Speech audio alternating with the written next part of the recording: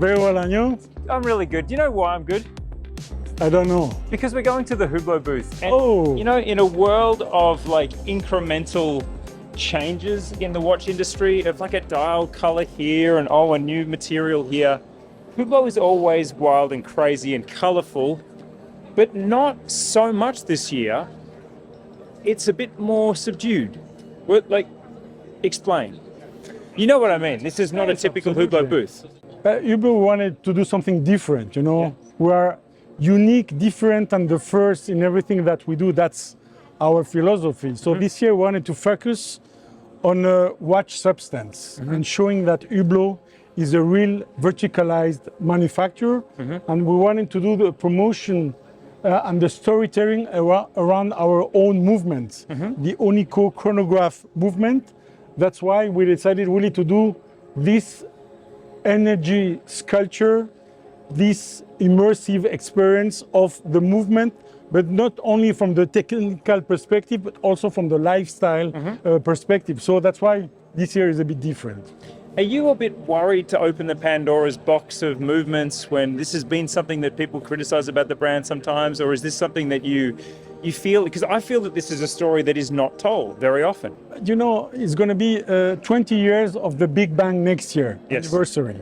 And at a certain point, we want to talk about also the watch substance, showing that we're able to be the master in materials, of course, with rubber, ceramic, sapphire, but also from the movement side. And the Unico, I think, to create a chronograph from scratch is something very challenging that not many brands can say they have. So we wanted, as you said, also to talk about what is inside our watch, and the movement is really important.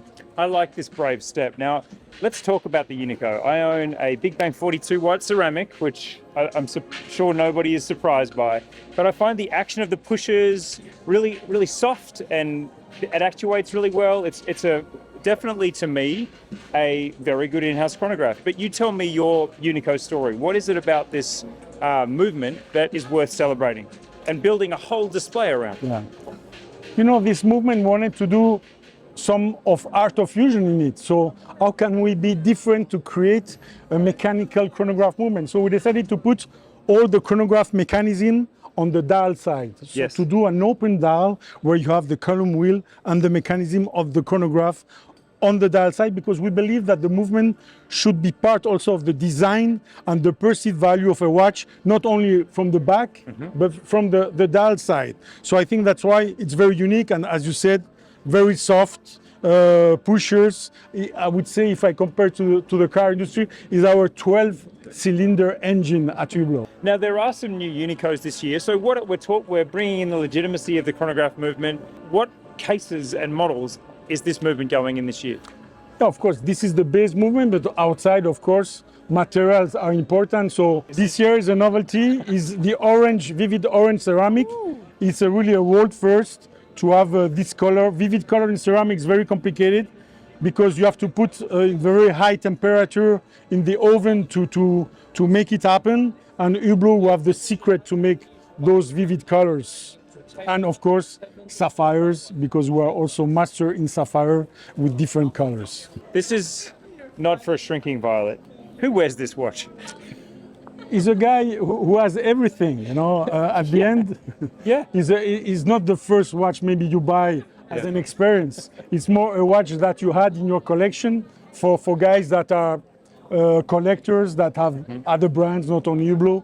But they will wear this watch this summer with a nice orange swimming suit, you know, for instance. Hublot life, now that I've lived it a little bit, it is a very different place. It is a place where people are truly living with the volume turned up to 11. What else do we have there? Because this is the budget piece. Now let's increase the budget. Yes. This is the water blue.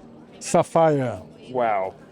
Talk to me about what is happening here. So in this case, it's not a Unico movement. It's a MP11 movement with a vertical barrels that gives 14 days of power reserve. So it's already a complication. And the color water blue is really, again, a world first in sapphire. And I think, again, for this summer, it's going to be nice to have it on your yacht with a beautiful sea that has this color. It's taking me there. I love it. How long does it take you to wind this watch to get 14 days of power reserve? Does it come with a tool? We have a tool, yeah. It does? Yeah, Okay, yeah. great. I think 150 times 150 of turns. turns, sir. Fantastic. Yeah. Ricardo, you have been with Hublot for how many years? 20 years this year, but CEO from 2012. What was your first Unico? Because this was the watch, the movement that changed everything, wasn't it? The Big Bang Unico. Do you remember your first ever Unico? My first ever Unico was when we created also the Magic Gold, Yes. because this is the quintessence of what Hublot is, creating a new material in gold, 18 karat unscratchable gold with the Unico. That's the watch I have. It was in 2016, I think, if I'm not wrong. I remember the launch for this. I wasn't there, but there's a story that still is told about Mr. Biver standing up at a dinner and getting a knife and saying, "You can't scratch it." Can't scratch it. Absolutely right. And you can't scratch either this one either. Now this is, I met this chap. I met this tattooist, Maxime Buchy. Yeah. Buchy. Buchy, that's right. Wonderful chap. And just, he called it ancient geometry. He sees the world in a very unusual way, doesn't he? How would you describe this piece? This watch is our third edition with the Sang Bleu. That's the company of Maxime.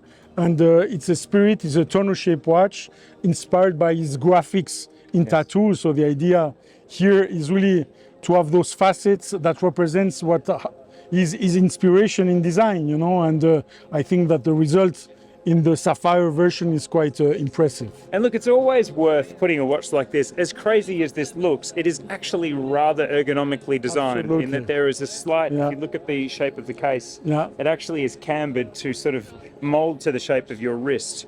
This is, as you said, quite a particular watch. You like it, Yes. or you hate it, you know. But when you like it, we have so many customers that love this kind of watch.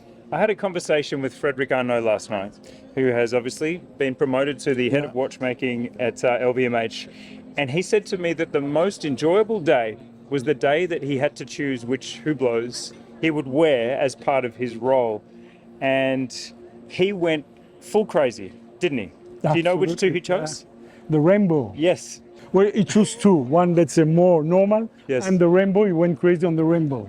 And his view is that this epitomizes Hublot, that these crazier watches that are multifaceted, that are made in sapphire, that are from another dimension, are very much about why the brand is now. Absolutely. Why is that? Why do you just keep pushing your brand into these really indescribably creative places? You know, we're a young brand, and if we want to have success, we must do something totally different, even sometimes disruptive, to be able not to offer something that is similar to another brand. We find our consumer is a singular person that wants to have a living passion for the watch is buying and wearing. And I think there are quite, fortunately, a few in the world that really like what we do. Now, my last comment about that is that I have a suspicion that Hublot is actually coming back to this moment from the future, because the brand was first to do many things. Full sapphire bracelet, brightly colored ceramics, rubber on a precious gold watch. So it has this habit of being ahead of time. I think maybe this came from the future too. This looks like it actually flew here from the future. Absolutely. So maybe in 5 years, other brands are again going to be catching up to this, and hopefully you get more credit for some of those things next time. Yes, absolutely. But in materials, as you can see, ceramic, I think so many brands used ceramic components on This their is what I'm watches. saying. The rubber, Yes. every brand has a rubber bracelet, but we must be leaders, so we have to invest to continue to be in research and development. If we are followed, it's fine, but we don't want to be surpassed. That's Yes. another issue. So this is my point to you. Hublot is a very successful brand. It's a very lucrative and commercially successful brand. However, again, I wanted to say to you one more time that I do think that you deserve more credit for being several years ahead, to a point where sometimes you're too far ahead, because by the time other brands do it, they get credit people forget. So maybe when this crazy geometrical style of case with a faceted front crystal is a groundbreaking new design in 3 years from another brand, remember this moment. Yes. I want to finish on a point. We just started a new channel on Time+Tide called Time+Tide Tribe. Now this is a place for our tribe of people to see more about us. But it's also a chance for you to speak directly to the Hublot tribe. So what would you want to say to a group that are watching that are specifically and perhaps exclusively the Hublot tribe? What is your message to your tribe? If you want to be part of the Hublot family, come to us and live an incredible and passionate experience with a Hublot watch. Thank you so much. Thanks for watching Time+Tide. Let us know what you think of these amazing watches in the comments. And thank God for Hublot for shaking it up every single year. See you on the next one. Thank you.